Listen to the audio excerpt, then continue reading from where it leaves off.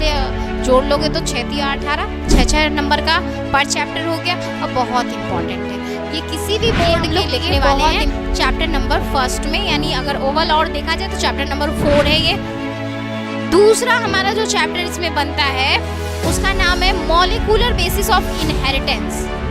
इसका चलो तो आज से स्टार्ट करते हैं बेटा जेनेटिक्स।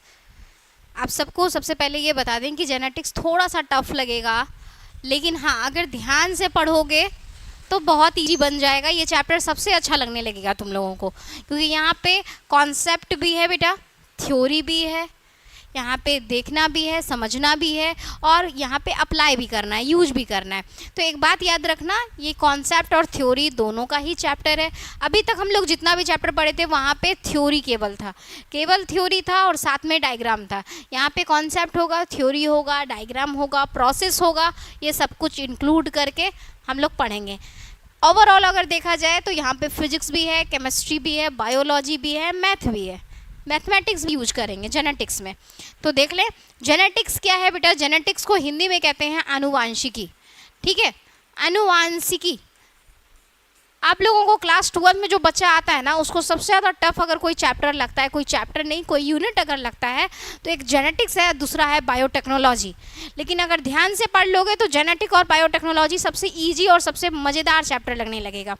तो आज से हम लोग स्टार्ट करते हैं, जिसमें जेनेटिक्स में बेटा आप लोग जान ही रहे हो 3 चैप्टर है। जेनेटिक्स एक यूनिट है आपका, यूनिट नंबर 2 है ये, और इसमें 3 चैप्टर है। सबसे पहला जो चैप्टर है हमारा उसका नाम है प्रिंसिपल। आप लोग भी लिख सकते हो, मेरे साथ लिख लो ताकि जल्दी जल्दी हो सके। Principle of inheritance, principle of inheritance, inheritance and variation, variation. Hindi में अगर बोलें तो यहाँ बोलेंगे बेटा वंशागति, वंशागति तथा विविधता,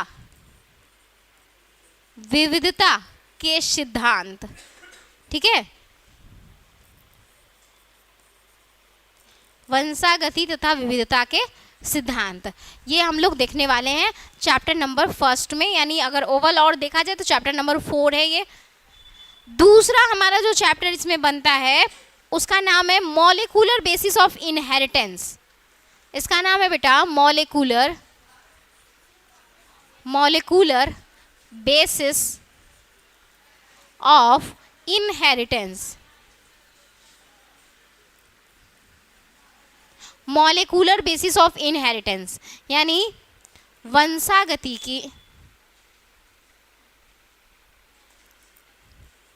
वंशागति का आणविक आधार, आणविक आधार। बहुत बेसिक लेवल से हम लोग पढ़ेंगे, एकदम जो नीचे वाला जो लेवल आएगा ना बेसिक लेवल, वहाँ से स्टार्ट करेंगे चैप्टर्स को हम लोग गो थ्रू करेंगे। ओके, नेक्स्ट हमारा है बेटा इवोल्यूशन, इवोल्यूशन, ठीक है। इवोल्यूशन यानी विकास।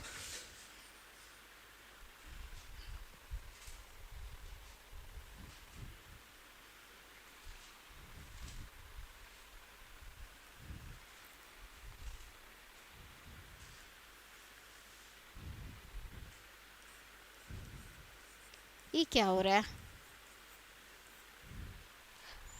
कौन कर रहा है? तुम लोग कोई कर रहे हो मोबाइल से? आओ,